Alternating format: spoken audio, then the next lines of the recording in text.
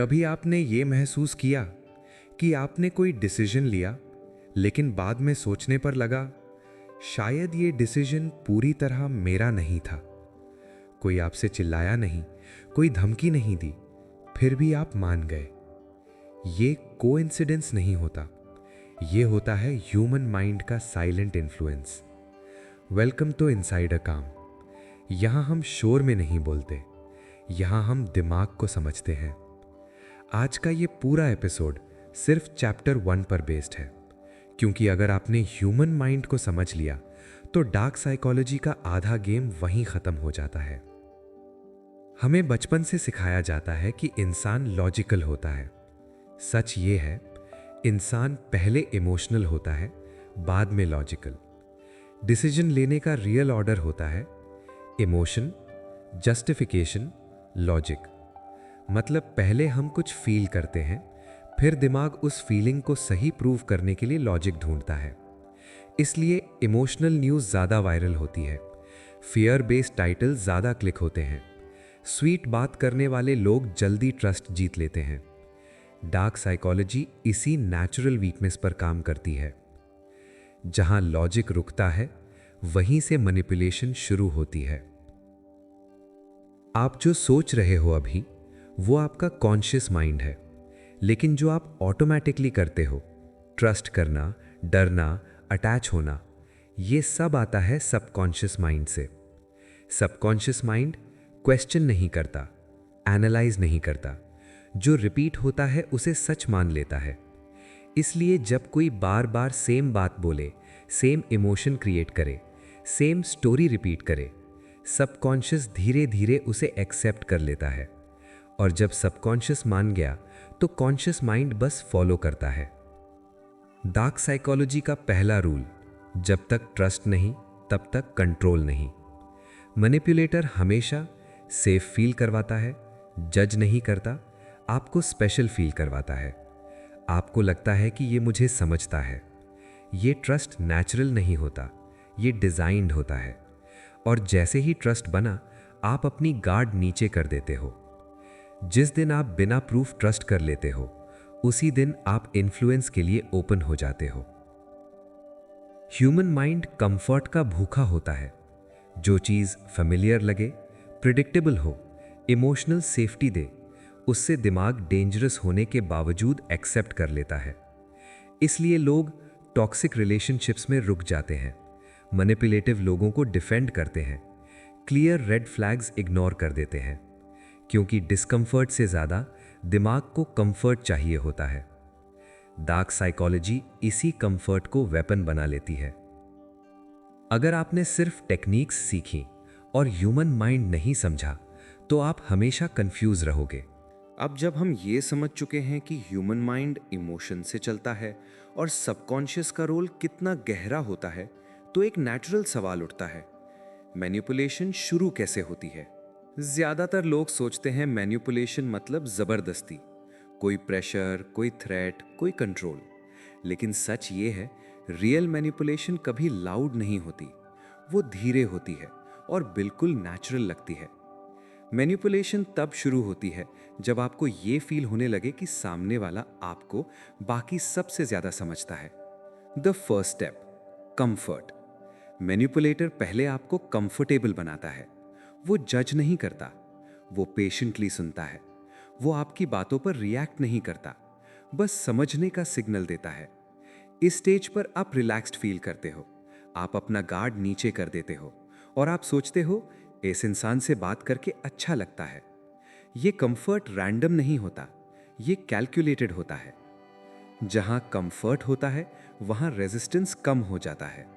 The second step, trust without proof. Comfort के बाद आता है ट्रस्ट, लेकिन ये ट्रस्ट एविडेंस से नहीं बनता, ये ट्रस्ट फीलिंग से बनता है। आप ये नहीं जानते कि आप ट्रस्ट कर रहे हैं, बस ये फील होता है कि कर सकते हैं। इस स्टेज पर आप डाउट्स इग्नोर कर देते हो, रेड फ्लैग्स को जस्टिफाई करते हो और अपनी इंट्यूशन को भी ओवरथिंकिंग बोलकर साइड कर देते हो। ट्रस्ट जब बिना प्रूफ के बन जाए, तो सबकॉन्शियस माइंड कंट्रोल के लिए ओपन हो जाता है। The third step, silent influence. अब मैनिपुलेशन ओपनली नहीं होती, बस छोटी छोटी बातें होती हैं, सजेशंस, ओपिनियंस, कैजुअल लाइंस जैसे तुम्हारे लिए ये बेटर होगा, मैं तुम्हारी जगह होता तो ये करता। आपको लगता है आप डिसाइड कर रहे हो, पर डिसीजन का डायरेक्शन पहले ही सेट हो चुका होता है। इन्फ्लुएंस तब पावरफुल होता है जब वो एडवाइस जैसा लगे। इमोशनल डिपेंडेंसी का बिगिनिंग। जब आप बार बार एक ही इंसान की बात सुनने लगते हो, एक ही ओपिनियन को वैल्यू देने लगते हो, तो धीरे धीरे इमोशनल डिपेंडेंसी शुरू हो जाती है। आप उनकी अप्रूवल को इंपॉर्टेंस देने लगते हो, उनकी साइलेंस भी आपको डिस्टर्ब करने लगती है। ये कोई वीकनेस नहीं होती, ये ह्यूमन नेचर है, और डार्क साइकोलॉजी इसी नेचर को टारगेट करती है। Why this matters. इस चैप्टर का पर्पस आपको सस्पिशियस बनाना नहीं है। पर्पस सिर्फ इतना है कि आप अवेयर रहो कि इन्फ्लुएंस हमेशा बाहर से अटैक करके नहीं आता। कभी कभी वो कंफर्ट बनकर आता है, कभी अंडरस्टैंडिंग बनकर आता है, कभी कंसर्न बनकर आता है। जब कंट्रोल केयर जैसा लगे, तब सबसे ज्यादा सावधान रहना चाहिए। ह्यूमन माइंड कैसे काम करता है और फिर उसी माइंड पर इन्फ्लुएंस कैसे बिल्ड होता है, आगे हम बात करेंगे। जब ये इन्फ्लुएंस कंट्रोल में बदलने लगता है, जब कंफर्ट बन जाता है और ट्रस्ट बिना प्रूफ के ग्रो करने लगता है, तो इन्फ्लुएंस धीरे धीरे कंट्रोल की तरफ बढ़ने लगता है। इस स्टेज पर कुछ ड्रामेटिक नहीं होता, ना आर्ग्यूमेंट्स, ना फाइट्स, बस छोटी छोटी चीजें बदलने लगती हैं। आप नोटिस करते हो कि आप अपनी बात रखने से पहले सोचने लगते हो कि वो क्या सोचेगा। यहीं से कंट्रोल की शुरुआत होती है। कंट्रोल लाउड नहीं होता। कंट्रोल का मतलब हमेशा ऑर्डर्स देना नहीं होता। कभी कभी कंट्रोल होता है साइलेंस से, डिसअप्रूवल के लुक से, या एक छोटी सी लाइन से, जैसे तुम पहले जैसे नहीं रहे, मुझे लगा तुम अलग हो। ये लाइंस चिल्लाती नहीं, पर दिमाग में रह जाती हैं। जब कंट्रोल आवाज नहीं उठाता, तब वो और गहरा चला जाता है। इस फेज में सामने वाला आपको डायरेक्टली गलत नहीं बोलता, वो बस डाउट क्रिएट करता है। आप अपने डिसीजंस पर क्वेश्चन करने लगते हो, अपनी फीलिंग्स पर भी। आप सोचते हो शायद प्रॉब्लम मुझ में ही है। और जैसे ही सेल्फ डाउट आता है, कंट्रोल और स्ट्रांग हो जाता है। Emotional approval trap. धीरे धीरे आप किसी का अप्रूवल वेट करने लगते हो। उनकी एक छोटी सी तारीफ बहुत अच्छी लगती है और उनकी थोड़ी सी डिस्टेंस बहुत ज्यादा चुभती है। ये एडिक्शन जैसा होता है, लेकिन इमोशंस का। आप फ्री नहीं रहते, आप रिस्पॉन्सिव हो जाते हो। जब अप्रूवल जरूरत बन जाए, तब फ्रीडम कम हो जाती है। इस स्टेज पर लोग पूछते हैं, उसे छोड़ क्यों नहीं देते? सच ये है, क्योंकि कंट्रोल अब लॉजिकल नहीं होता, ये इमोशनल होता है। Human mind comfort, familiar pain और नोन पैटर्न्स को अननोन फ्रीडम से ज्यादा सेफ मानता है। इसलिए लोग रुक जाते हैं, सोचते रहते हैं, एडजस्ट करते रहते हैं। Awareness not fear. इस चैप्टर का गोल आपको डराना नहीं है। गोल सिर्फ ये है कि जब इन्फ्लुएंस कंट्रोल बनने लगे, तो आप उसे पहचान सको। जो चीज समझ आ जाए, वो पूरी तरह कंट्रोल नहीं कर पाती। जब इन्फ्लुएंस कंट्रोल बन जाता है और कंट्रोल इमोशनल डिपेंडेंस क्रिएट कर देता है, तो अगला स्टेप होता है रियलिटी को कंफ्यूज करना। इसी प्रोसेस को कहते हैं गैस लाइटिंग। गैस लाइटिंग का मतलब होता है किसी इंसान को धीरे धीरे अपनी ही सोच, अपनी ही मेमोरी और अपनी ही फीलिंग्स पर डाउट करवा देना। ये एक बार में नहीं होता, ये साइलेंस के साथ होता है। गैस लाइटिंग लाउड नहीं होती। गैस लाइटिंग कभी डायरेक्ट नहीं बोलती तुम गलत हो। वो बस ये बोलती है तुम ज्यादा सोच रहे हो, तुम बात को बढ़ा रहे हो, ऐसा कुछ हुआ ही नहीं। ये लाइंस सिंपल होती हैं, पर जब बार बार बोली जाती हैं तो दिमाग हिलने लगता है। जब आप अपनी ही मेमोरी पर डाउट करने लगो, तब गैस लाइटिंग काम कर चुकी होती है। रियलिटी का स्लो डिस्टॉर्शन। इस स्टेज पर आप अपनी बातों को रिकॉर्ड करना चाहोगे, प्रूफ ढूंढना चाहोगे, खुद को समझाना चाहोगे, पर फिर भी डाउट रहेगा। आप सोचते हो शायद मैं ही गलत याद कर रहा हूं, शायद मेरी फीलिंग ही ओवर रिएक्शन है। और जैसे जैसे डाउट बढ़ता है, सामने वाले की रियलिटी आपकी रियलिटी बनने लगती है। कॉन्फिडेंस का धीरे धीरे गिरना। गैस लाइटिंग का सबसे डेंजरस इफेक्ट होता है सेल्फ कॉन्फिडेंस का लॉस। आप अपनी जजमेंट पर ट्रस्ट नहीं करते, डिसीजंस लेने से डरते हो और हर बात के लिए कंफर्मेशन चाहते हो। इस स्टेज पर कंट्रोल कंप्लीट हो चुका होता है, पर आपको लगता है आप सेफ हो। Why gaslighting works so well? Gaslighting इसलिए काम करती है क्योंकि ह्यूमन माइंड क्लैरिटी चाहता है। जब क्लैरिटी नहीं मिलती तो दिमाग स्ट्रॉन्गर वॉइस को फॉलो करता है, और जो इंसान कॉन्फिडेंस के साथ गलत बोले वो उस इंसान से ज़्यादा कन्विंसिंग लगता है जो डाउट के साथ सच बोले। कॉन्फिडेंस सच से ज़्यादा लाउड होता है। Awareness is the exit. Gas lighting से बाहर निकलने का पहला स्टेप कॉन्फ्रंटेशन नहीं होता, पहला स्टेप होता है पहचान। जिस दिन आप ये कह पाओ मैं कंफ्यूज हो रहा हूं और ये नॉर्मल नहीं है, उसी दिन गैस लाइटिंग की पावर कम हो जाती है। जब गैस लाइटिंग के बाद आप अपनी रियलिटी पर डाउट करने लगते हो तो दिमाग नेचुरली किसी स्टेबल पॉइंट को ढूंढता है। इसी मोमेंट पर ब्रेन वॉशिंग का प्रोसेस शुरू होता है। ब्रेन वॉशिंग का मतलब होता है पुरानी सोच को धीरे धीरे कमज़ोर करना और उसकी जगह नई सोच को इंस्टॉल कर देना। ये फोर्स से नहीं होता, ये पेशेंस से होता है। स्टेप 1, ओल्ड बिलीफ्स को वीक करना। इस स्टेज पर आपसे सीधा नहीं कहा जाता कि आप गलत हो, बस इतना बोला जाता है तुम्हारी सोच थोड़ी आउटडेटेड है, तुम समझ नहीं रहे, ज़माना बदल गया है। धीरे धीरे आप अपनी पुरानी वैल्यूज़, अपनी बाउंड्रीज, अपनी बिलीफ्स पर शक करने लगते हो। जब बिलीफ हिलेगा तब नया बिलीफ अंदर आएगा। स्टेप 2, रेपिटेशन का पावर। ब्रेन वॉशिंग का सबसे स्ट्रॉन्ग टूल होता है रेपिटेशन।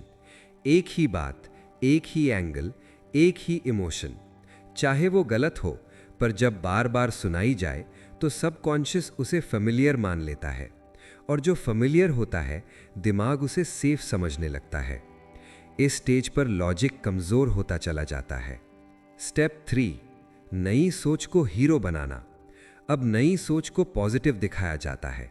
इसे जोड़ा जाता है सेफ्टी के साथ, बिलोंगिंग के साथ, आइडेंटिटी के साथ। आपको लगता है ये सोच आपकी अपनी है, पर सच ये होता है ये सोच आपके ऊपर रख दी जा चुकी होती है। Why brainwashing works? Brainwashing इसलिए काम करती है क्योंकि दिमाग कन्फ्यूजन से नफरत करता है।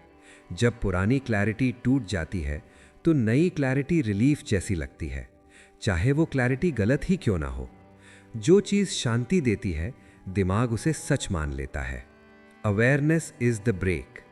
ब्रेन वॉशिंग का एंटीडोट फाइट नहीं होता, एंटीडोट होता है क्वेश्चनिंग।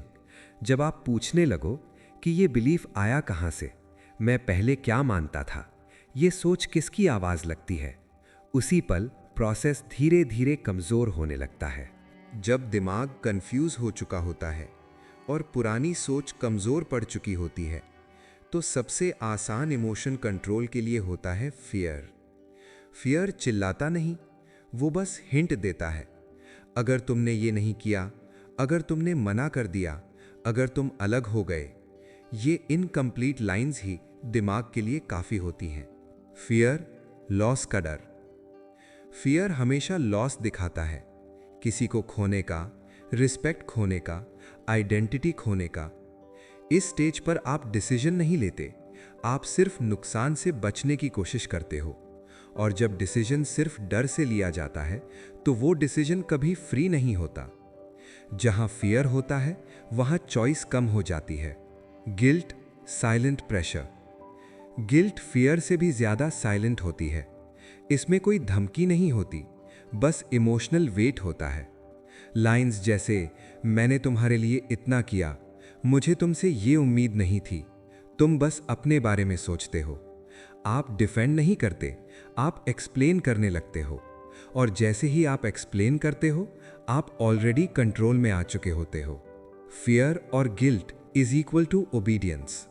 जब फियर और गिल्ट साथ काम करते हैं तो इंसान रेजिस्ट नहीं करता, वो एडजस्ट करता है, वो कॉम्प्रोमाइज करता है, वो खुद को साइड में रख देता है। इस स्टेज पर कंट्रोल कंप्लीट लगता है, पर अंदर से इंसान थक चुका होता है। Why these emotions are so powerful? Fear और गिल्ट इसलिए काम करते हैं क्योंकि ये दिमाग को प्रेजेंट मोमेंट में बंद कर देते हैं।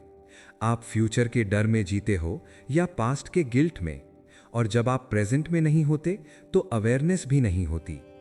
जो इंसान प्रेजेंट में नहीं है वो सबसे आसानी से कंट्रोल होता है। The first crack in control. Fear और गिल्ट से बाहर निकलना फाइट से शुरू नहीं होता, वो एक सिंपल सवाल से शुरू होता है। ये डर किस चीज का है? ये गिल्ट सच में मेरा है? जैसे ही सवाल आता है, कंट्रोल में पहली दरार पड़ जाती है।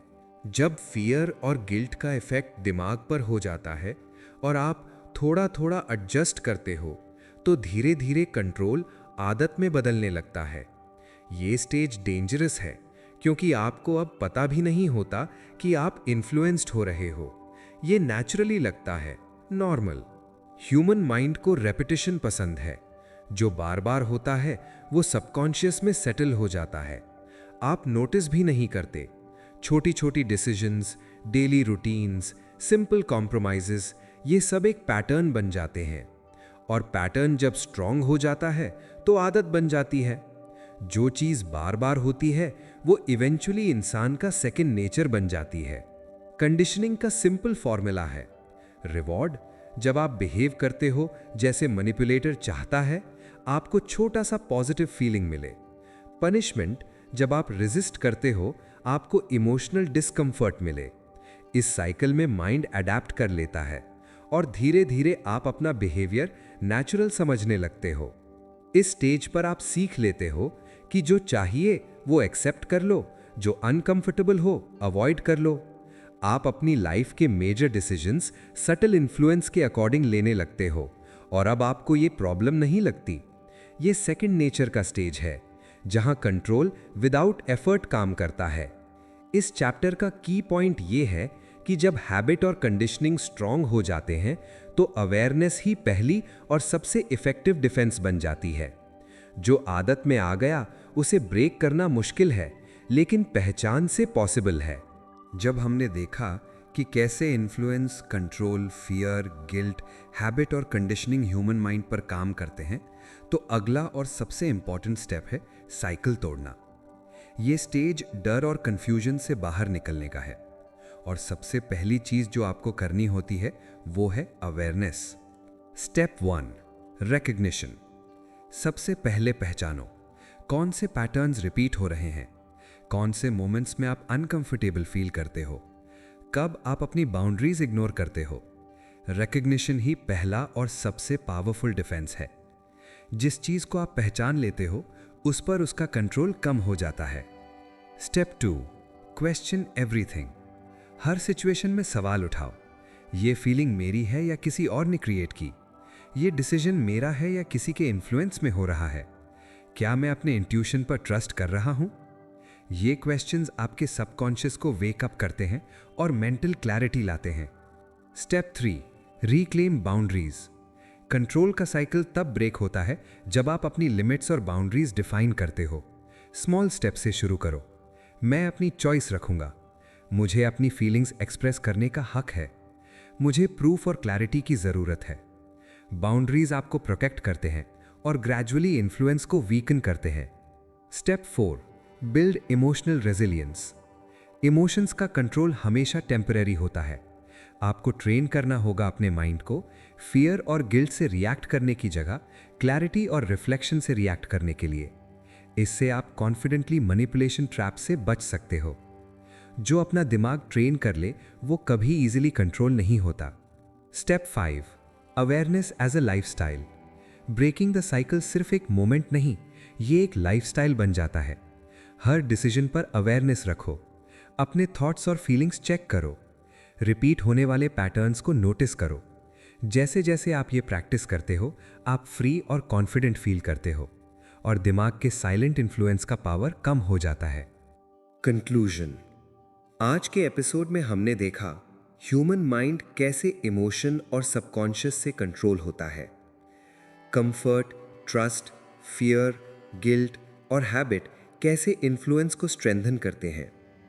गैस लाइटिंग और ब्रेन वॉशिंग का प्रोसेस कैसे काम करता है, और फाइनली साइकिल कैसे ब्रेक किया जा सकता है। एपिसोड का पर्पस सिर्फ ये है, आपको अवेयर बनाना, ताकि आप अपने डिसीजंस और लाइफ के लिए फुल्ली कॉन्शियस रहो। अवेयरनेस ही असली शांति है।